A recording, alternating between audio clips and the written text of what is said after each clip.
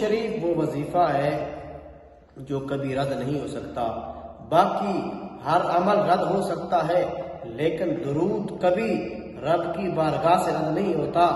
اگر آپ دعا مانگیں تو دعا کے پہلے یا بعد میں درود پاک نہ پڑھے تو وہ دعا قبول نہیں ہوتی۔ اگر آپ درود پاک دعا کے ابتدا میں بھی پڑھیں اور آخر میں بھی پڑھیں تو دعا رب کی بارگاہ میں قبول ہو جاتی ہے۔ یہ درود وہ خاص وظیفہ ہے۔ ایک دن نبی کریم علیہ السلام نے جبریل امین سے پوچھا، جبریل بتا تو اس کائنات کی کون سی چیز کو گن سکتا ہے؟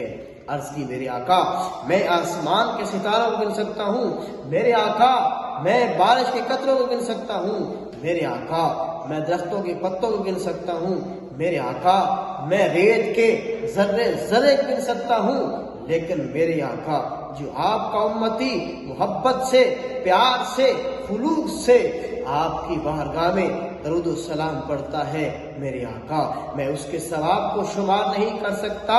شاعر نے کیا خوب کہا، شاعر کہتا ہے، اللہ پڑھتا ہے درود اپنے حبیب پر، اللہ پڑھتا ہے درود اپنے حبیب پر، رحمان جو بھی کرتا ہے تم بھی کیا کرو، درود پڑھنے سے ثواب ملتا ہے، سلام پڑھنے سے آقا کی بارگاہ سے جواب ملتا ہے۔